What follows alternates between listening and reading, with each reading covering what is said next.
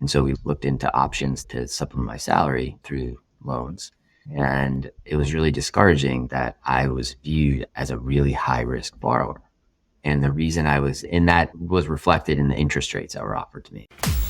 Welcome to the Physicians and Properties Podcast, the show where we teach you how investing in real estate can give you the freedom to practice medicine and live life how you want. Doctor! Now, here's your host, Dr. Alex Schloe. Hello, everyone. Welcome to another episode of Physicians and Properties. As always, I'm your host, Dr. Alex Schloe. Today, I'm really excited that we have one of the co-founders of Doc2Doc Lending, Dr. Kenton Allen, on our podcast. He talks all about what it looks like to be a practicing anesthesiologist and also an incredibly successful business owner. And I'm happy to announce that Physicians and Properties is now partnering with Doc2Doc Lending. We are thrilled to share this news because Doc2Doc Lending is a trusted financial service provider specializing in personal loans tailored to physicians.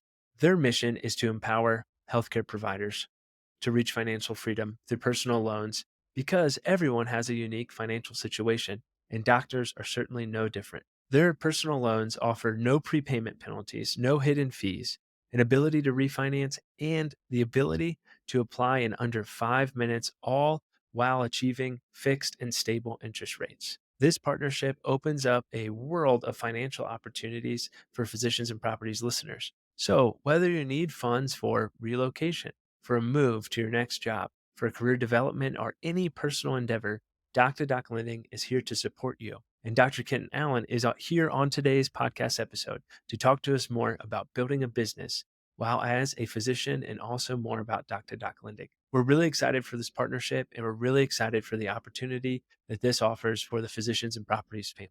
Without any further ado, let's get started with today's episode with Doc2Doc Lending's co-founder, Dr. Kenton Allen. Hello, everyone. Welcome to another episode of the Physicians and Properties podcast. Today, we have a really special guest with us, Dr. Kenton Allen. Dr. Allen, how are you doing today? I'm doing well. Thanks so much for having me here, Alexander. It's exciting to be part of the podcast and great to connect with you. Yeah, you as well. Happy to have you on. Thanks for waking up early to hop on the show on this Sunday morning. Really appreciate it.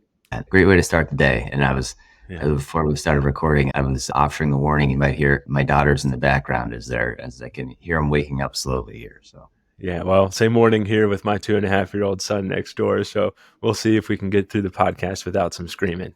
Awesome. Well, yeah, like I said, happy to have you on the show. It's been really cool to see what you guys are doing with Doc2Doc Lending, and been following your journey for quite some time and listening to you on some other podcasts. And it's just been really cool to see what you guys have created. Do you mind just sharing with the audience just kind of a little bit about your journey into medicine and beyond?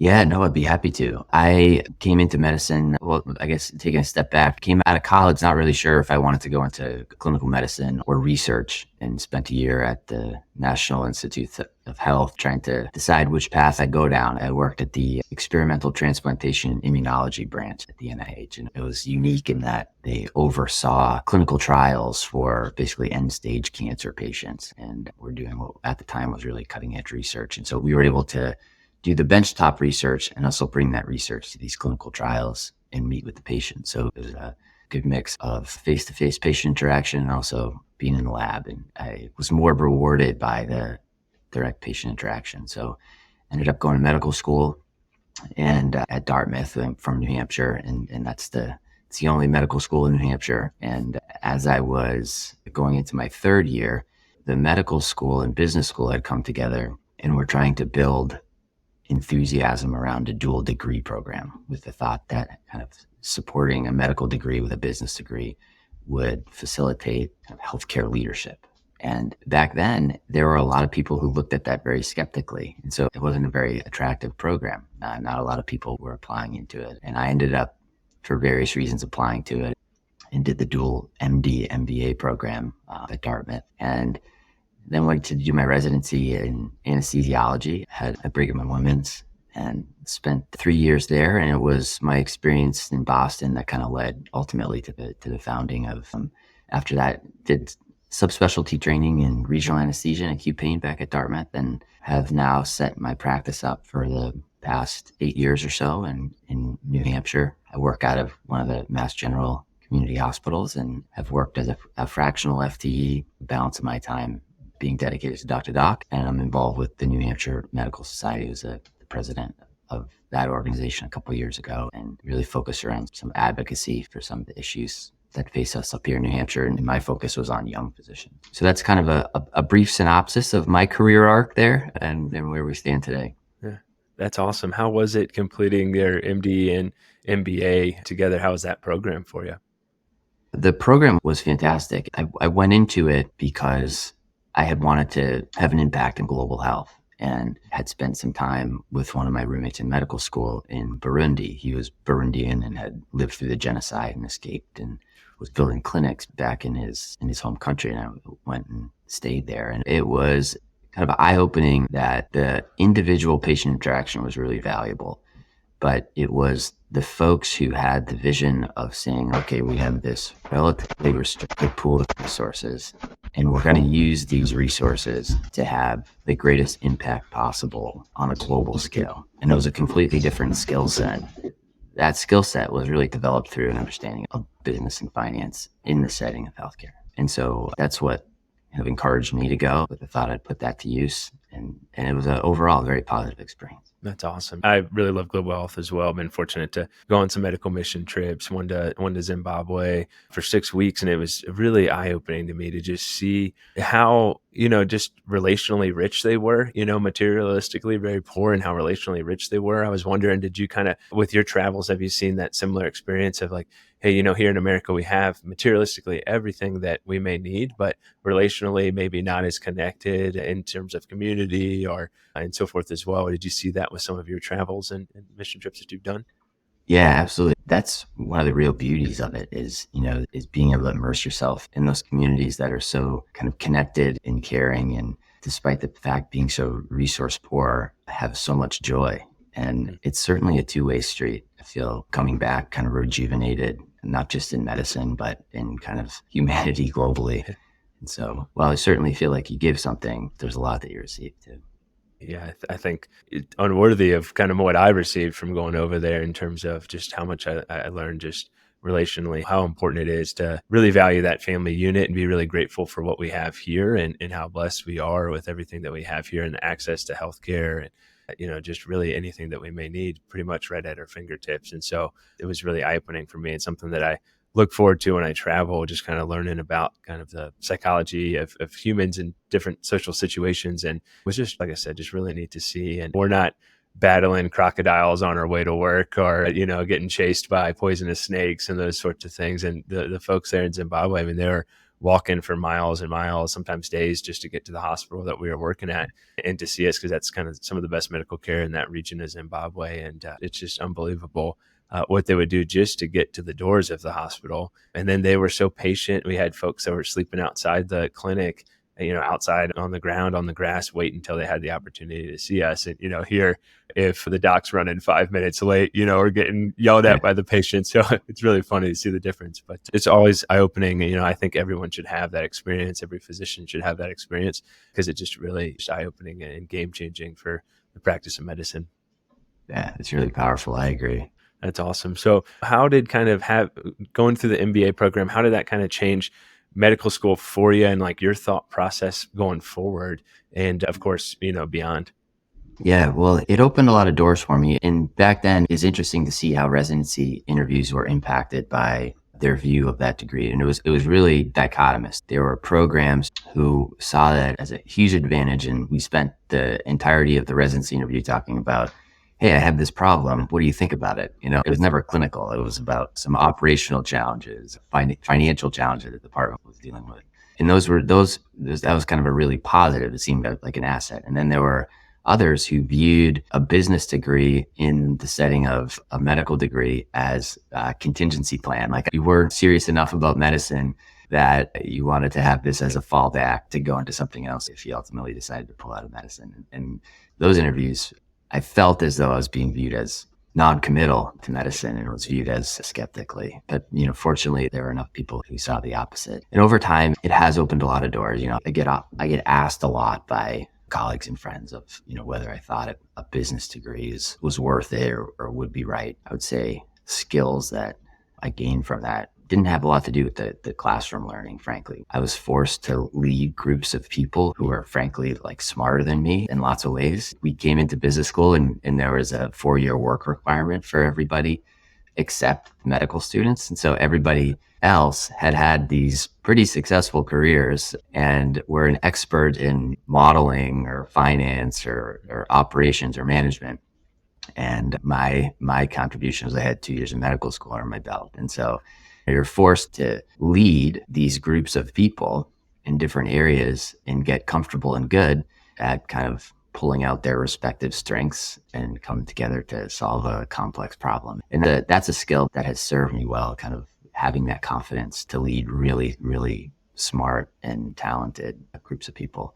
The other thing that came out of it is, similar to medical school, after business school, people disperse all over the country and do all sorts of amazing things. And being up in rural New Hampshire for 2 years, you can't help but to get to know everybody there really well. And so it's like having 1,000 hugely successful friends in different areas. And when there's a challenge that arises professionally for you, you really know who to call on and have a friendly ear. And so kind of network and expertise effect, but it's a little bit more than networking. It's really kind of having friendly support system in a lot of different areas been really valuable. That being able to call on someone who's done something that I'm in the midst of, they've done successfully, and being able to help through that. So I think depending on where the business degree is to be used and what your kind of professional goals are, it certainly can worth the time and energy to go through a business degree. And in some instances, I think a lot of that training and expertise can be done kind of within the profession without having to formally go to school. And so it depends answer, but that's what's been most empowering and impactful for me. Yeah, that's great. Well, yeah, definitely a couple of things that you touched on that I think are really important, regardless, just the power of networking and having a good network of people who are willing to help with what problems you may be facing, but also I'm sure you're more than willing to help with the problems that they're facing, and just having experts in the room that have different life experiences is really beneficial. I mean, I'm a primary care doc, so I need the experts all the time, reaching out to different specialists and so forth. And so it's kind of the same thing as the healthcare and how that's set up with primary care physician and different specialists. And you now have that in terms of business as well. And of course, I've built an incredible business too. And so it's probably really cool to have that network of individuals that can help with that. The other thing I think is interesting is just how little finance education we get, or even business education we get as physicians. And a lot of us will ultimately go on to own our own practice, or at least have aspirations of owning our own practice. So the business aspect and the financial aspect would be such an important thing to have. I almost think like a MD, MBA, like light program would be beneficial for everybody probably. Yeah, we actually started that at Dartmouth while we were there. We had a mini MBA for the med school class and kind of pulled out favorite business school professors to come over to the medical school and give a mini MBA. And you're right, it is empowering and eye-opening. I think within the healthcare space in particular, understanding how money flows through that consequential incentives that result because of how that money flows really helps to address some of the challenges we have. And certainly, I don't mean to insinuate that I have the answers for fixing our system, but it certainly makes it a lot easier to understand the challenges and issues that exist. What, if you don't mind sharing, kind of how does that flow look, or what are some challenges that you've noticed kind of on your side of medicine?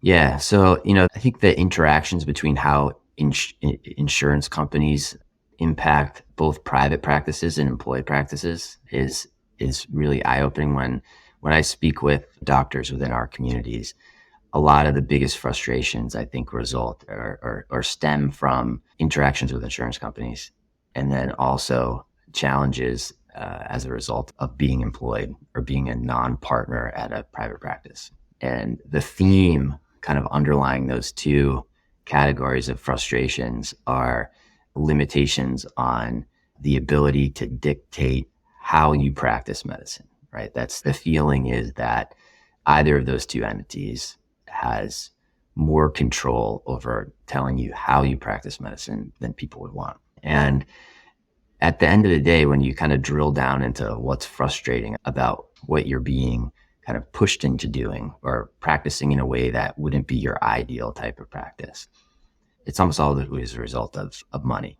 And understanding that doesn't necessarily fix the problem in and of itself, But what it does do is empower you to kind of understand the seat across from you, whether that seat is an insurance company or an employer or, some other third party that has an impact on medicine.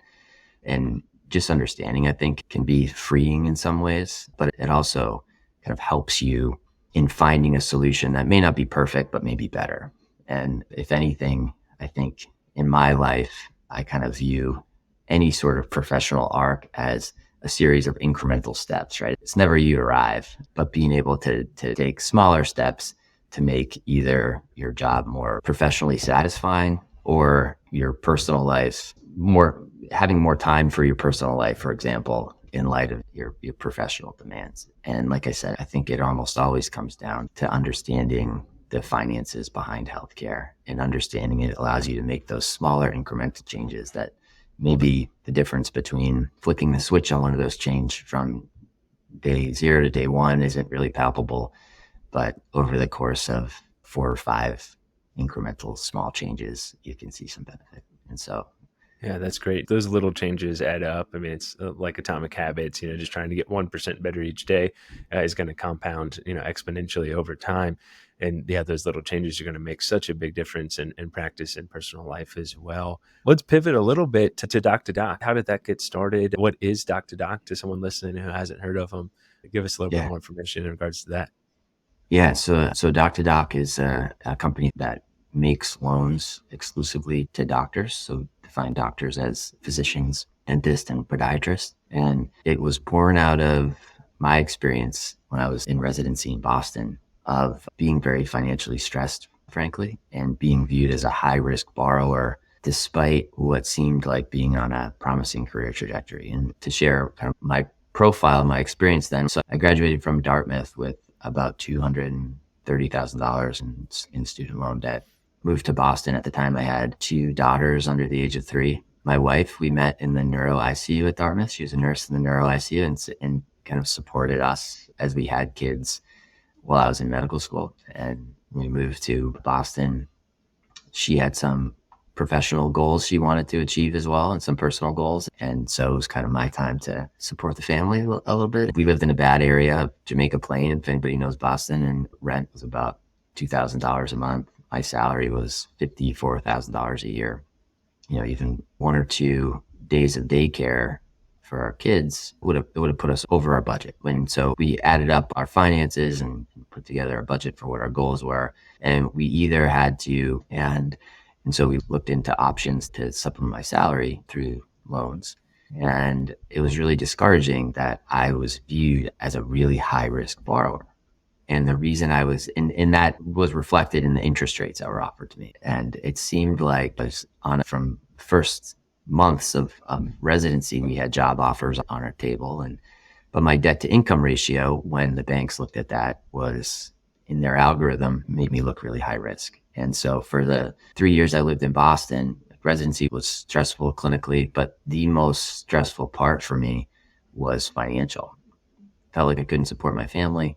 We were close to qualifying to getting free formula and free diapers for my kids, and I was in my kind of early to mid 30s and didn't want to have to ask my family to borrow money. And so kind of as I spoke about that experience to other people in my residency program and people who had been through residency, I was really surprised to find that it was not an uncommon situation. Like there were a lot of my peers were going through the same thing. And one of them, Schloe Marshall, is also a anesthesiologist. We were residents together. He and I, a few years later, came back and founded Doc2Doc Lending, which is based on the premise that doctors are uniquely kind of independent of a lot of the traditional metrics that banks use to gauge risk. And we started in 2017 with a pilot program.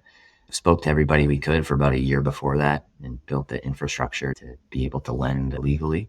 And in 2017, raised $2 million from doctors to run a pilot program of loans. And so we kind of wrote our own underwriting criteria that's based on more doctor-specific criteria and pulled a couple of the traditional metrics into that algorithm as well. Our theory proved true, and it was most evident at the height of COVID. This is a time where a lot of medical and dental practices were struggling because they had to shut down elective procedures and the revenue source was stripped away. And there was about, in the industry of consumer lending, there was about a 15% impairment rate, meaning that loans were either in delinquency, defaulting, had to go into alternative repayment modes.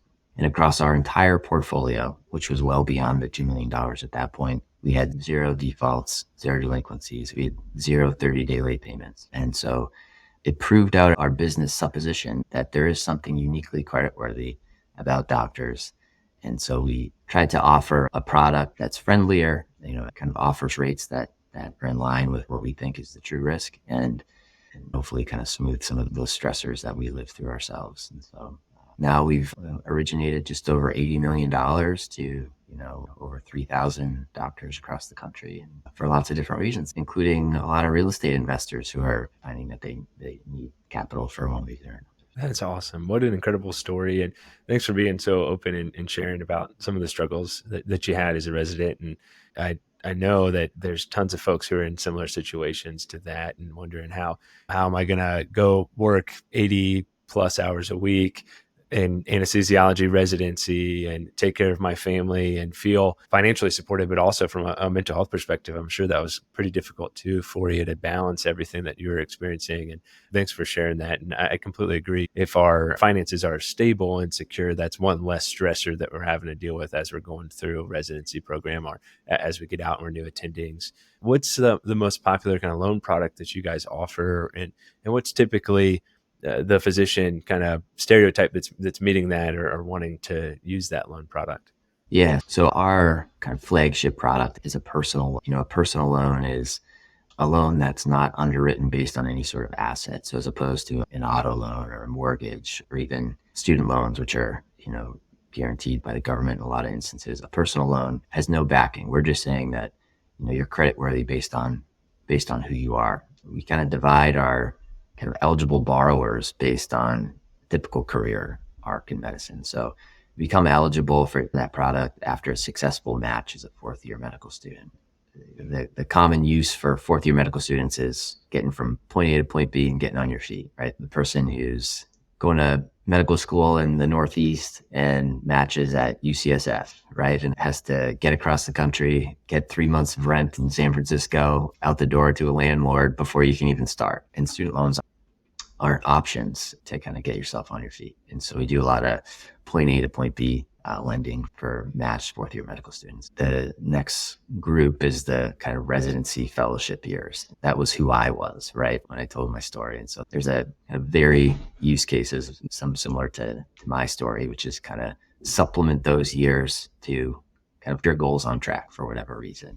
Some common stories are kind of getting married, needing a car, unexpected health expenses for family members, for people who are supporting their families.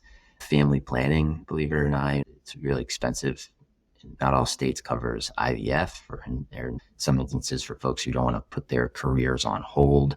Surrogacy, and those again can all be very expensive. And then towards the end of residency, in folks who are anticipating larger loans, be it a mortgage or buying into a practice, shoring up their credit profile to look as attractive as possible for those big loan products. So, for example, we'll refinance accumulated credit card debt. And, one of the metrics that's looked at by traditional banks is the amount of credit you use relative to the amount of credit available to you. And so by shifting that credit card debt, which is considered revolving credit, into installment debt, which is, for example, a personal loan, over the course of a couple of months, you can improve your credit score. And even having an improved credit score can mean a decreased interest rate on some of those bigger loans. And so we do a lot of kind of preparation for folks who are anticipating larger purchases in their near future. And then the last group is the kind of in practice, out of training doctors. And that's the most widely varied group, and certainly where the real estate investors would fall into that category. And so real estate investing, for example, our personal loan is oftentimes used as an alternative to hard money lending. And there's some ways that our product is structured that can be favorable in some instances to what a hard money lender can offer. And so And entrepreneurship in general is a way that people will use our product as access to capital to help their entrepreneurial activities, building out practices, again, kind of shoring up their credit profiles, and then kind of just the unexpected to be able to turn to a friendly source to have access to capital when they need it. So That's really cool. All the ways that you're able to help docs succeed, both financially and then, of course, personally, as this is improving their financial stability. That's really awesome. What's the loan structure typically set up like, or what should someone look for if they're looking at getting a personal loan? What are some important tips and things to look out for? So I'll first say that we speak to, or offer at least to speak to, every applicant in our program. We have a panel of doctors. We call the doctors who apply for our loan product. And the content of the conversation, which usually can be really quick, is just this. We want to make sure that someone who's looking to do something is matched with the right product to do that. And so for personal loans, the two most important categories are your annual percentage rate, and the APR, for those who don't know, is a combination of interest rate and any fees associated with the loan. So when you compare one loan to another loan, the APR is kind of the apples to apples comparison. The other is the term, how long that the repayment period is over that loan. And the importance of kind of the term and the APR together determines the monthly payment. And really the monthly payment is what people tend to be most interested in. And the reason why it's the most important of those terms is because it lets you know what you can afford from month to month. Now, our loans are all fixed interest rates. They're 5-year fixed terms. And for a personal loan, 5 years is a relatively long time. And so it's designed to be kind of cash flow friendly from a monthly payment standpoint. And then we have no prepayment penalties, which is important because as circumstances change, you can kind of pay off that loan early. And we certainly encourage people to get out of debt when they're able to, particularly on personal loans, which tend to have higher interest rates than some of those asset-backed loans. And so, the advantages of our product is that it's really quick and easy to do. It's about 2 screens on the computer. You get kind of an instant, or at least within a couple hours, decision on the loan. And then within a couple of days, it's in your bank account. And as circumstances change, you can pay it off. And it's designed to be kind of a well that you can come back to as you need. So depending on which of those categories you are, there's different kind of caps at what the ceiling is of how much you can borrow from us at any given time. And so kind of as you need it, you can come back and, again, ideally be kind of a friendly source. We also have within those categories products specific for visa holders. And it's kind of a cause near and dear to our hearts because so many of our colleagues are, international medical graduates who are training in the United States, and having access to credit is even more challenging for that population, not being necessarily an American citizen or permanent resident.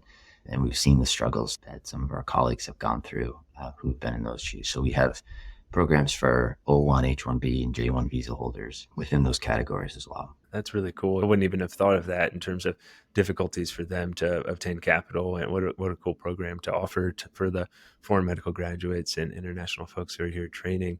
That's really cool. Of course, we focus on real estate a lot on this show, and you hit a little bit about hard money lending and how that can be helpful. What are some ways that you've seen physicians use some of these loan products to help with real estate investing for them and getting things going? Yeah. So within real estate investing, it's often for short-term capital needs that we find people using our product. And so these are folks who have a attractive real estate opportunity for purchase come across their desk, but don't necessarily have the capital because it's tied up in their equity's tied up in another investment, but they're expecting it within 6 months to a year and just need that bridge. And so they'll use our product. Like I said, they can take the money out, have relatively affordable monthly payments. And then once they get the cash out of their equity from the prior investment, can pay off our loan with no penalty. But then we're able to take advantage of the opportunity that was in front of them. The other kind of common cause is renovation costs. So after a property's been purchased and either renovation costs have gone over their budget or they had always expected to borrow to do the renovations and then ultimately refinance and cash out. Depending on the instance in the property and the kind of history of as a real estate investor of the borrower, our product oftentimes can be more attractive than like I said, a hard money product in some of those instances. And so we've had folks who have used us for that reason, and they like that they can kind of come back, and it's almost like a fund they can tap into as they need it. Yeah, it sounds like a great opportunity for folks who are looking for kind of more BRRRR investing. So you buy the property, rehab the property, rent property, refinance and repeat. And so, you have that kind of revolving door. It can be helpful. And it all boils down to, it's got to be a good deal, right? That's the most important thing first, and making sure, hey, we have a good deal where we're able, if you're using your loan product from that perspective, that you're able to refinance and get the capital out to pay off the loan product, of course. So don't want to push the idea of folks taking lots and lots of debt that may not be able to pay off. And I'm sure you guys are obviously looking at that as well, but it's, definitely important in that perspective. Well, what's the future of Doc2Doc? Where you guys have grown, just so much since 2017 and getting started. What's the future look like for you?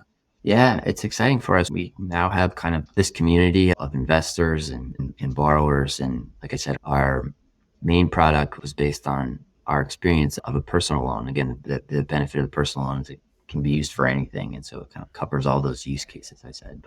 But as we speak with more and more people, the nuance of the different products to fit their needs is pretty diverse. And certainly in many of those cases, a personal loan is not the right loan product for what they're trying to do. And so we're actively opening up our capabilities to lend in ways that match the needs for what we hear from people who come to us. And so an example of that is buying into a practice, an existing private practice, or an ambulatory surgery center. We have a lot of people who are looking to make those buy-in purchases, and they tend to be amounts that are larger than what we offer currently, and they tend to be limited sources for those types of buy-ins. And so that's another area that we've kind of deliberately moved into in meeting those needs. And certainly there's other products and examples that we've rolled out as Doc2Doc products and other needs that we're meeting through kind of partnerships and joint products that we make with other physician-friendly organizations. And so the future, we hope, is that we'll be able to meet even more of the financial needs of the physician and dental community and do it in a way that maintains our view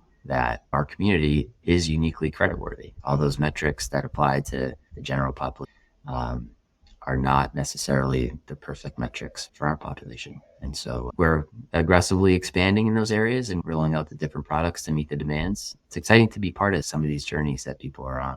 Yeah, that's so cool. And it's cool to hear how kind of personalized Doc2Doc is. I mean, getting a phone call from another physician to see, hey, is this a good fit for you? Is this product a good opportunity for you or the right one for you? Like, that's hugely valuable. Listening to feedback that you guys are getting on which product, folks are looking for going forward and adjusting Doc2Doc to accommodate that. I mean, it's just really evident how much you guys care about physicians and dentists and willing to adapt to the company and make sure that's the primary focus. So it's really refreshing to hear that. Yeah, thanks a lot. Like I said, it's been a really kind of great experience so far, and getting to talk to so many people and hearing what, not just what people are doing, but being able to be brought into the conversation about how the goals can be achieved. That's awesome. We talk a lot about how real estate and entrepreneurship gives you freedom to practice medicine and live life how you want to. How do you feel like Doc2Doc has impacted your life, both professionally and personally? Yeah, it's a great question. The Doc2Doc, it kind of uses a different side of my brain than I use when I go into the hospital. And the fact that I kind of have these two hats that I wear helps me enjoy the other hat even more. My interactions like this, getting to meet people like you and hear about what you're doing and how you're helping to empower the physician community and picking up tips of my own from these conversations, it makes me enjoy my clinical medicine even more. It's hard to explain why that is. I think part of it is just the fact that it's a different skill set, and that variety is really valuable. But likewise, I still view myself and identify myself as a doctor.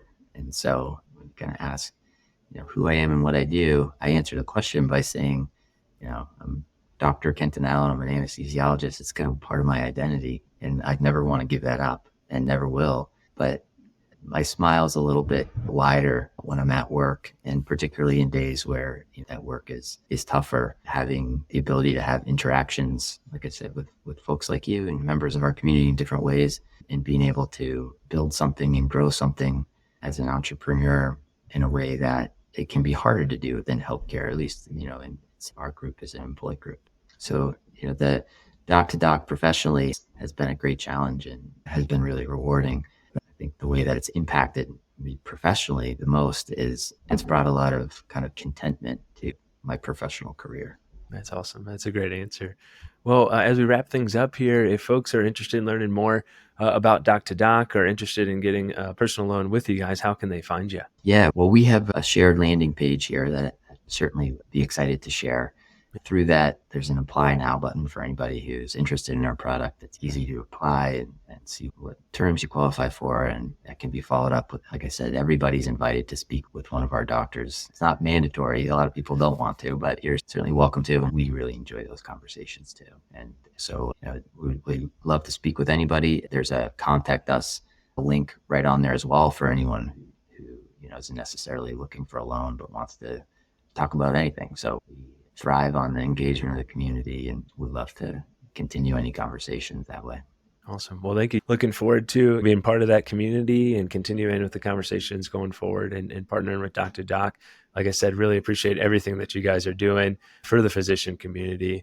And thank you so much for your time. Is there anything else we haven't hit on or any final parting shots? No, except to thank you, Alex, for inviting me to be part of everything you do and speaking to your community. It's always inspiring to see and hear what's being done. I was inspired myself. I got a rental property earlier this year, and so I'm working through that. And so far, it's been going really well. And I appreciate all the education that you're providing and allowing folks like me to benefit from it. So. Thanks, Dr. Allen. Appreciate that. Congrats on the rental property. Hopefully many more in the future for you. Awesome. Well, with that, it's been Dr. Kenton Allen and Dr. Alex Schloe with another episode of the Physicians and Properties Podcast. Signing off. Hey, real quick, if you're still listening to this, I'm assuming you got value from it. So I need your help specifically. My 2-year vision with this podcast is to help 100,000 physicians learn how investing in real estate can give you the freedom to practice medicine and live life how you want. There are 2 main ways that a podcast grows. One is through ratings and reviews, and the other is word of mouth. If you can please leave me a 5-star rating and review on Apple Podcasts and Spotify, as well as send this to 1 to 2 friends that you think would get value from it, we can reach the physicians that we want to reach. Thanks in advance, and talk to you on the next episode. Please note that the information shared on this podcast is for informational purposes only and should not be considered financial or medical advice. The views expressed on this podcast are those of the host and the guest and do not necessarily reflect the views of the Department of Defense or the United States Air Force.